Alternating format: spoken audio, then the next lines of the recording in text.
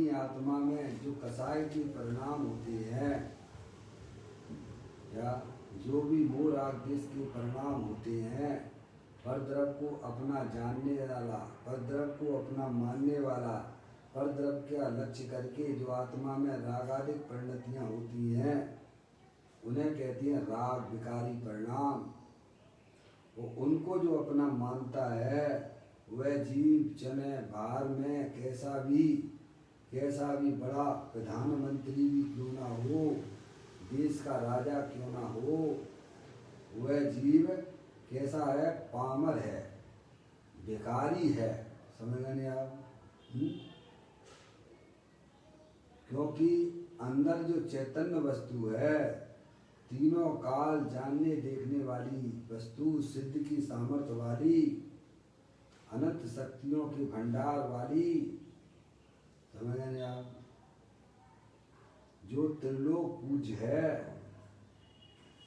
ऐसे गायक प्रभु परमात्मा को जो अपना नहीं मानता है, उनमें जो अपनापन स्थापित किए हुए है पर पदार्थ और पर पदार्थ संबंधित जो आत्मा में विकारी परिणाम, वे सब जीव विकारी हैं, पामर है, दुखी हैं। समझ गए आप? रंग की परिभाषा दी। रंग किसे कहना? अपनी चैतन्य वस्तु को भूलकर शरीर आदि संयोग जो वस्तुएं हैं उनमें अपनापन स्थापित करना, उसे निज रूप से जानना मानना, वह जीव भिखारी है, पामर है, दुखी है। समझे आप?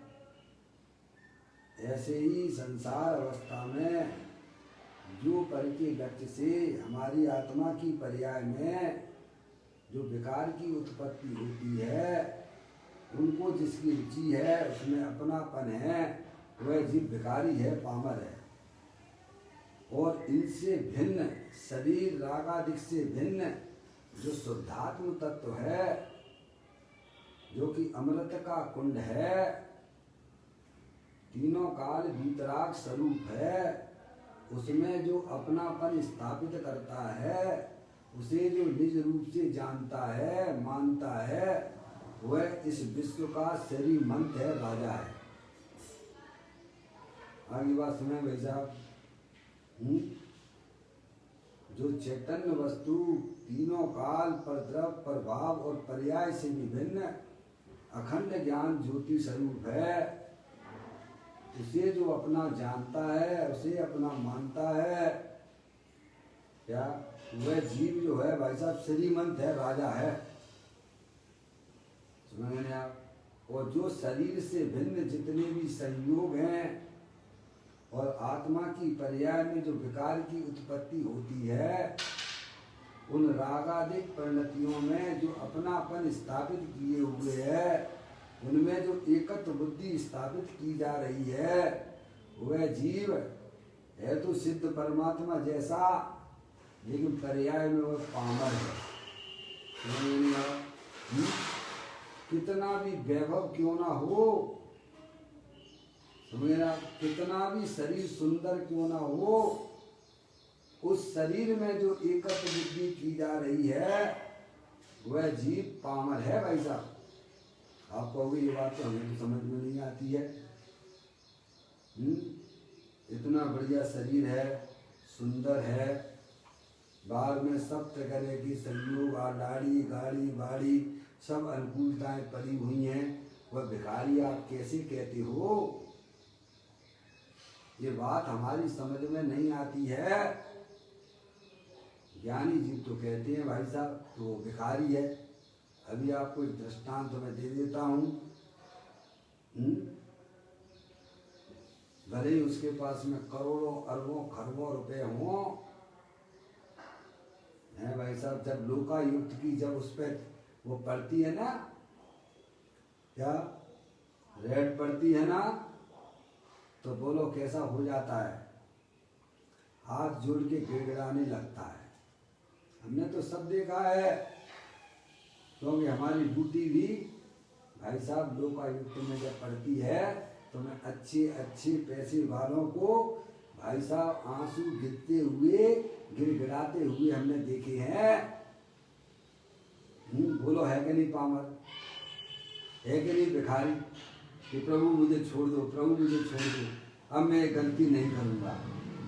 क्या भाई साहब, जो शरीर और शरीर से संबंधित जितने भी चेतन अचेतन पदार्थों में जो अपनापन स्थापित किए हुए है, वह इस विश्व का सबसे बड़ा भिखारी है। और शरीर रागादिक से भिन्न,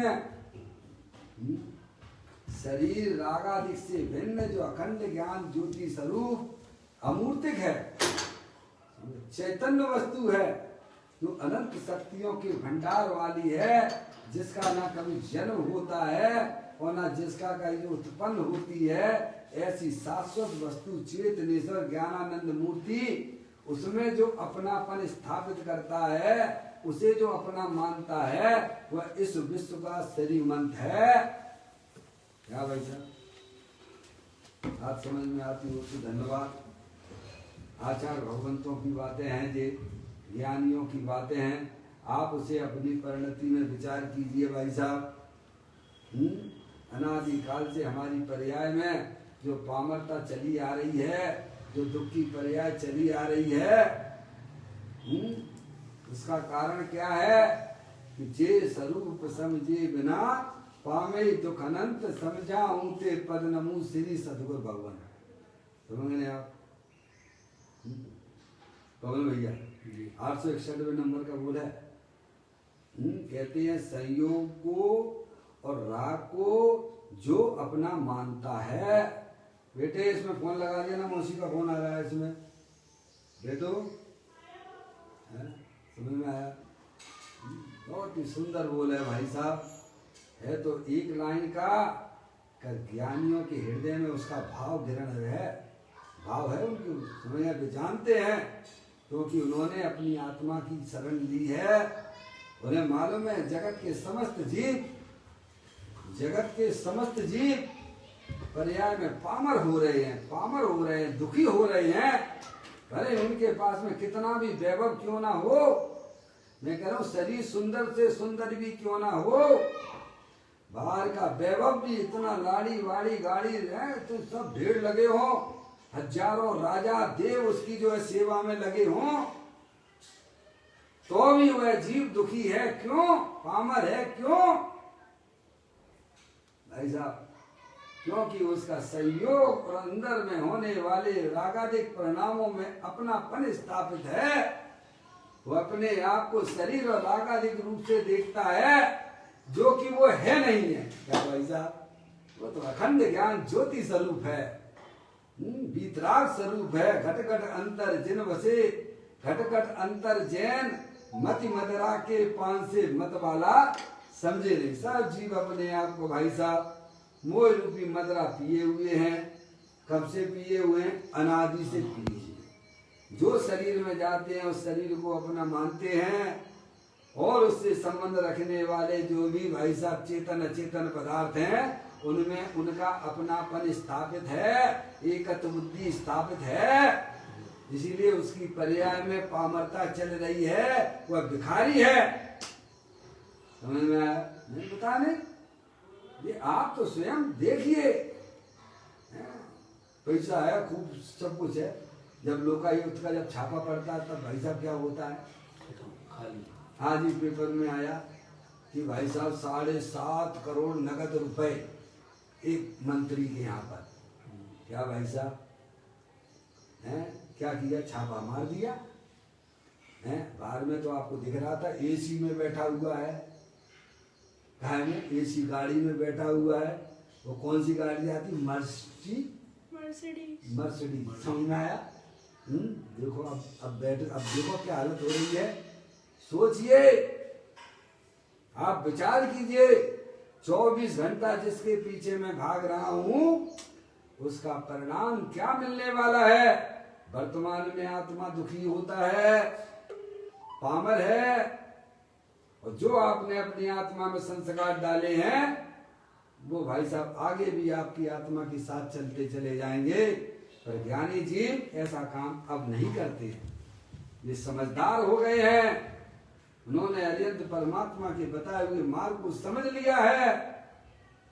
कि देह देवल में विराजमान जो चैतन्य वस्तु है वो मैं हूं, अमृत का कुंड हूं, उसमें अपनापन स्थापित किया। क्या किया? अज्ञान दशा में अज्ञानी जीवों की पर्याय में संयोग और राग कसाय की रुचि पड़ी हुई है, इसीलिए हर समय पामर पामर सा है, दुखी है। क्यों भाई साहब, क्यों किया तुमने ऐसी गलती? अब तो तुम समझदार हो जाओ ना भाई। समझ में आया? चलो बीती सो भूल जाओ भाई साहब, अब तो आपको माँ दिनवाणी माता का समागम मिल गया है। कोई अंधा गड्ढे में गिरे तो समझ में आता है बेचारे की आंखें नहीं थी। अब तुम तो समझदार हो ना, तुम्हारे पास तो आंखें हैं ना, तुम गड्ढे में क्यों गिरते हो? तुम्हें तो जन्म देव परमात्मा का बताया हुआ तत्व मिला है ना। तुम्हें यह बात तर्क से, युक्ति से, न्याय से समझ में आती है कि नहीं आती है कि पर द्रव्यों में जो अपनापन किया जा रहा है वह भिखारी है, वह पामर है। और परद्रव्य पर भाव रागादिक पंडितियों से जो भिन्न, जो अपनी शुद्धात्म वस्तु है, जो अमृत का कुंड है, भाई साहब तीनों काल ज्ञानानंद स्वरूप है, अमूर्तिक है, अरूपी है, जिसका ना कभी जन्म होता है और न जिसका कभी मरण होता है, ऐसी शाश्वत वस्तु है। उसमें जो अपनापन स्थापित करते हैं वे इस विश्व के श्रीमंत हैं, वे राजा हैं। चाहे बाहर में भाई साहब शरीर उसका कैसा भी हो, काला हो, कूड़ा हो, समझ में आया भाई साहब, विकलांग हो, त्रियंच गति जैसा शरीर भी हो, नारकी जैसा शरीर भी हो, तब भी वह जीव अपनी आत्मा में जो अपनापन स्थापित किए हुए है, वह जीव इस विश्व का श्रीमंत है, राजा है। और बाहर में कितने भी अनुकूल संयोग हो, बढ़िया से बढ़िया शरीर भी क्यों ना हो, उसमें जो अपनापन स्थापित किए हुए है भाई साहब, वो एक नंबर का भिखारी है, रंकपना है। क्योंकि उसकी ज्ञान की पर्याय में वेद ज्ञान की ज्योति नहीं है, वेद ज्ञान की ज्योति का अभाव है। ये तो अनादि काल से भाई साहब शरीर रागादिक और आत्मा का संयोग चला आ रहा है। कब से? अनादि से चला आ रहा है भैया। जैसे शक्कर जो है भाई साहब अनादि से कहाँ मिलेगी आपको? शक्कर कहाँ मिलेगी आपको? गन्ने में मिलती है। समझ में आया? उस शक्कर के साथ में देखिए संयोग में छिलका है। क्या है? है कि नहीं है? छिलका अलग है, शक्कर अलग है। और थोड़ा देखेंगे तो जो गंदगी है ना, आप जैसे जो है गन्ने का रस पीने जाते हो ना, तो हरा हरा दिखता है ना, तो वह गंदगी भी उस शक्कर व्हाइट से भिन्न है। कैसी है? भिन्न है। समझ में? ऐसे ही अपना चेतनेश्वर भगवान आत्मा है तो सिद्ध की सामर्थ्य वाला, अनंत शक्तियों के भंडार वाला है, अनादिकाल से संयोग का है, शरीर का संयोग है। ये तो आंखें उसकी यहाँ खुलती हैं, अरियंत परमात्मा के द्वार पर आकर खुलती हैं भाई। इस तत्व को बताने में अगर जो है कोई, तो वे सर्वक देव परमात्मा अरियंत परमात्मा है। वे कहते हैं कि शरीर जुदा है और चैतन्य वस्तु जो जानने देखने वाली है, जो सिद्ध की सामर्थ्य वाली है, जितनी शक्तियां सिद्ध परमात्मा के पास में है, उतनी की उतनी शक्तियां भाई साहब निगोदिया के जीव में विद्यमान है। मैंने आप अपने आप को आत्मा देखिए, अपने आप को शरीर से ना देखिए। और आत्मा में जो विविध प्रकार के रागादिक परिणाम होते हैं, जो स्वभाव रूप परिणाम होते हैं, पर वो मैं नहीं हूं। समझ में आप? मैं तो चेतनेश्वर भगवान आत्मा हूं।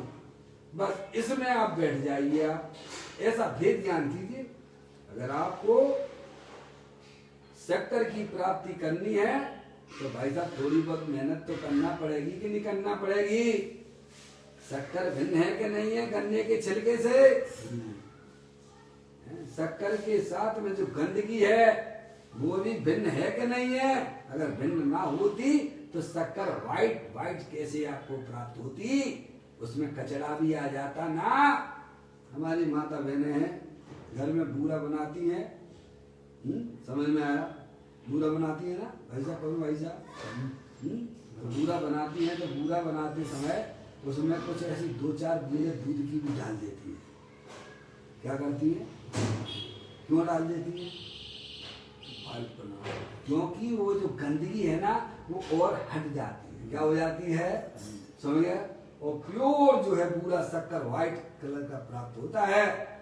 तो कुछ मेहनत तो करना पड़ेगी ना, पहले ज्ञान तो करो भाई कि शक्कर जुदा है, गंदगी जुदी है और शरीर जुदा है। ऐसे ही भाई साहब अंदर में जो है ये शरीर जो है गन्ने जैसी छिलका है जे, अंदर में जो रागादिक परिणतियां हैं वे भी गंदगी हैं, समझ गए? उनसे भी मेरा भगवान आत्मा तीनों काल चेतनेश्वर है, अमूर्तिक है, अतीन्द्रिय आनंद रूप है भाई साहब, समझिए आप। उसका जब पर्याय अवलंबन लेती है तब वे शक्तियां जो द्रव्य के अंदर भरी हुई थी उनकी पर्याय में अभिव्यक्ति हो जाती है। उसे ही अरियंत परमात्मा धर्म कहते हैं। ऐसा धर्म मंदिर में ना ही मिले है और ऐसा धर्म तुम्हारे संवेद शिखर जी पे भी ना मिले क्षेत्र पे। वो तो आत्मा के अंदर विद्यमान है। ज्ञानी जीव अपनी वर्तमान ज्ञान की पर्याय में सम्यक भेद ज्ञान की उत्पत्ति करते हैं और चैतन्य स्वरूपी भगवान आत्मा को पर्याय में प्राप्त करते हैं। समझ आया? वो अंतर्मुखी उपयोग के द्वारा संभव है भाई साहब। अगर आपको पर्याय में श्रीमंत होना है तो उसके लिए वेद विज्ञान की ज्योति जलाइए। और वेद विज्ञान की ज्योति है भाई साहब जिनवर देव के द्वारा बताया गया तत्व के द्वारा होती है। समझेगा? इतनी मेहनत तो आपको करना ही पड़ेगी, नहीं तो अनंत काल निगोद में रह के दुखी बने रहोगे। हम आपको सबको मौका मिला है। समझ में आया भाई साहब? ये बता रहे हैं यहाँ पर। बाद में संयोगों के पीछे कितना भागा करते हैं।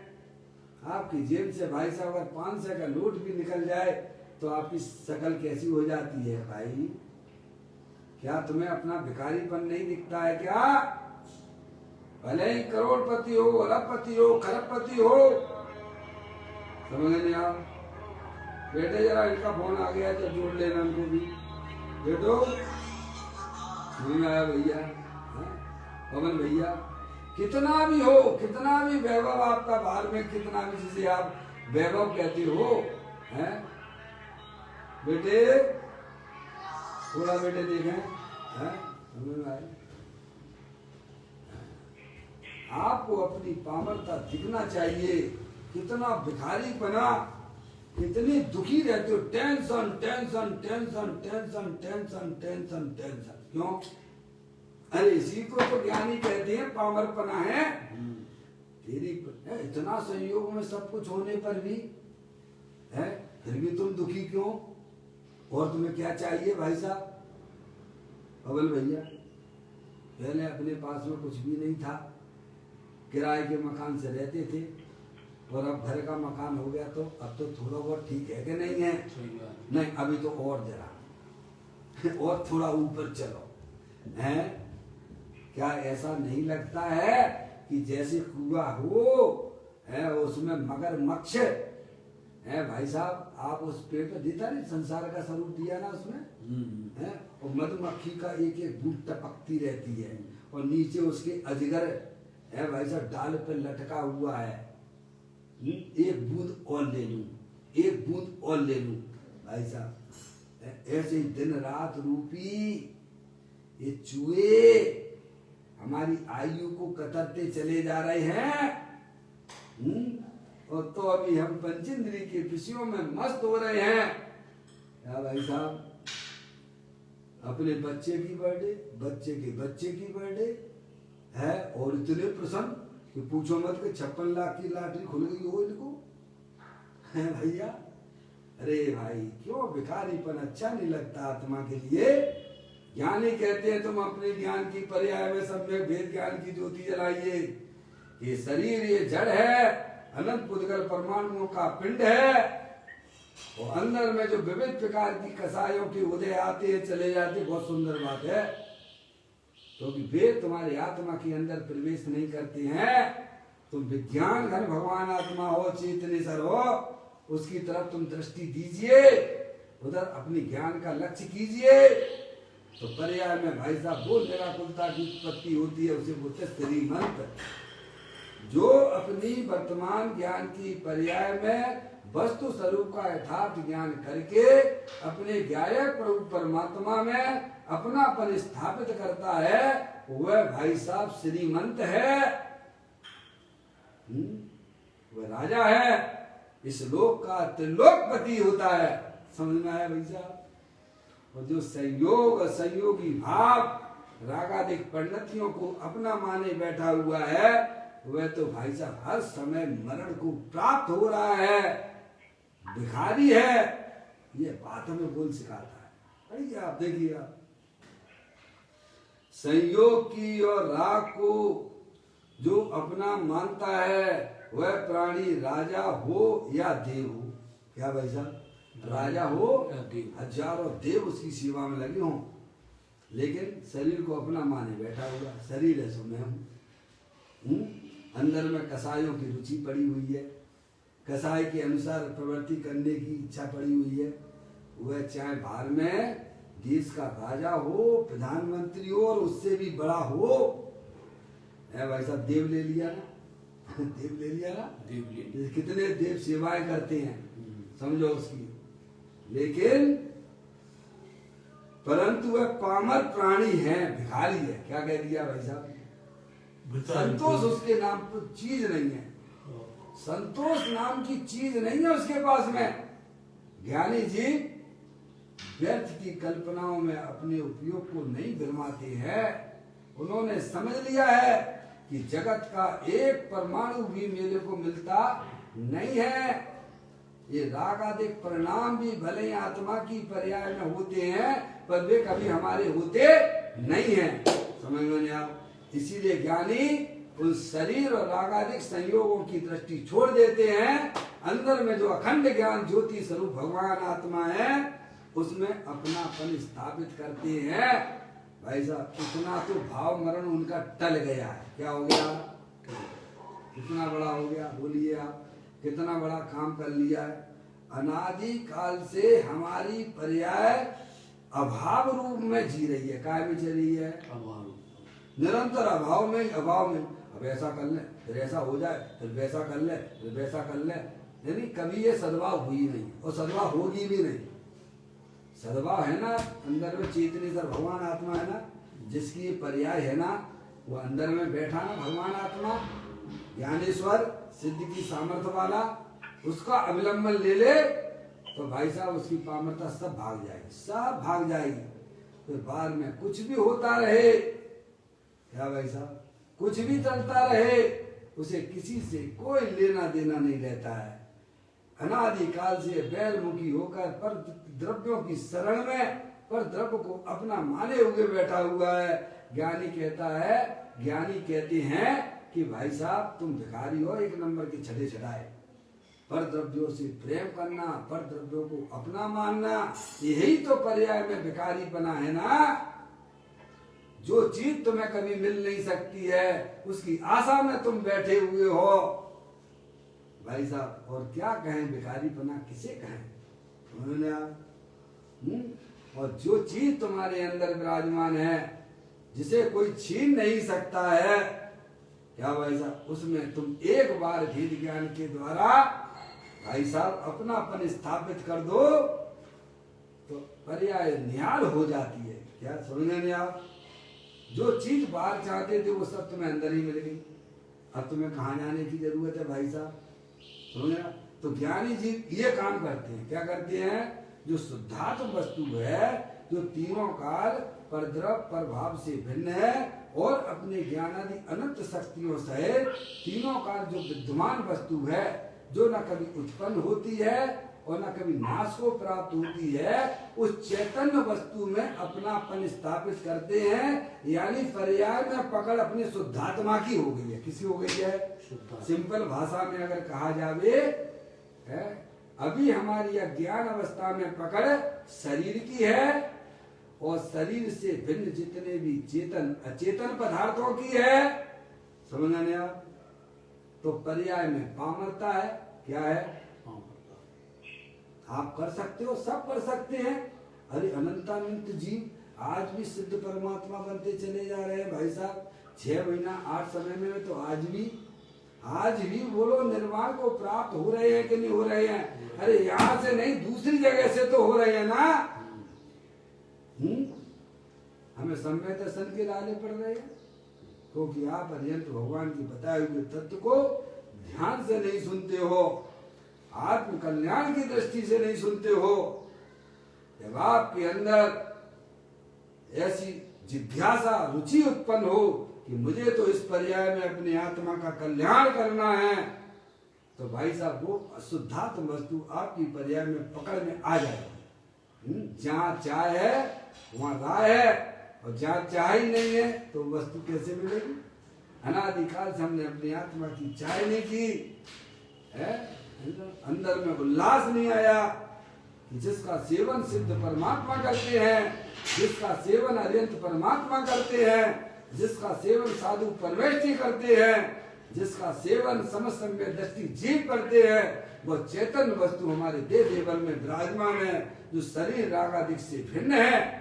उसमें जिस जीव ने अपनापन स्थापित किया, समझ लो भाई साहब, अब जो है पर्याय में निरंतर जो पामरता थी, वह पामरता दूर होती चली जाती है, और वह जीव धीमे धीमे धीमे धीमे धीमे धीमे जैसे चंद्रमा एकम का दूज का चंद्रमा धीरे धीरे धीरे धीरे पूर्ण चंद्रमा के रूप में प्राप्त होता है, ऐसे ही ज्ञानी जीवों ने सम्यक भेद ज्ञान की ज्योति जलाकर शरीर रागादिक में अपनापन छोड़कर अंदर जो चेतनेश्वर वस्तु है उसमें अपनापन स्थापित किया है।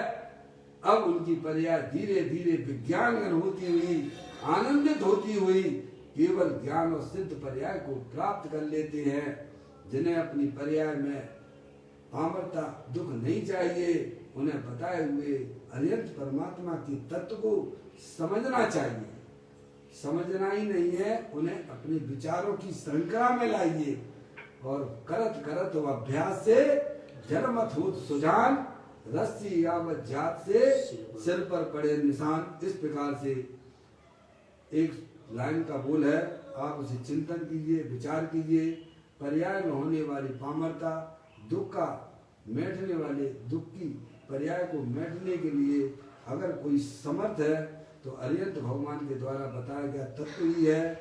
उसको आप समझेंगे, निर्णय करेंगे, तो अवश्य आपको अपनी आत्मा की पर्याय में होने वाले जो दुख रूपी पर्याय है उसका अभाव हो जाएगा, और उस पर्याय में जहाँ चैतन्य स्वरूपी भगवान आत्मा जो कि त्रिलोकपति है उसमें अपनापन स्थापित कर लेता है।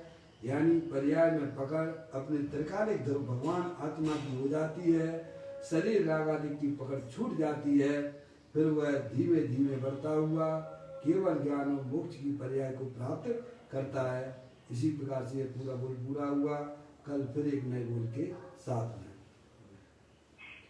चैतन्य काय स्मरण प्रति क्षण करो रे, भवि के अनंत दुखी को पल में रो रे, अक्षय अनंत निज सुख निदान पाओ, गाओ अरे नित इसी के गीत गाओ। 9वां नमोकार मंत्र।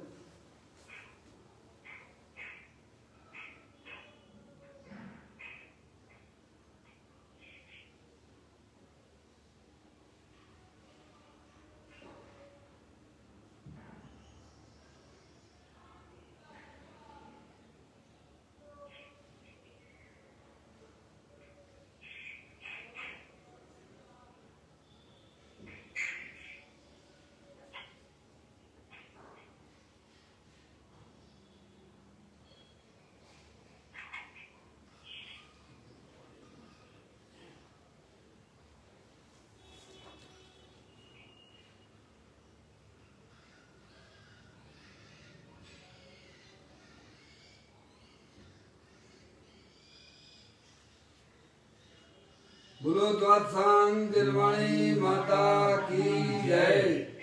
महान जैन धर्म की जय। सभी साधर्मी आत्मार्थी बंधुओं को सादर जय जनेन्द्र। जय जनेन्द्र, जय जनेन्द्र, जय जनेन्द्र।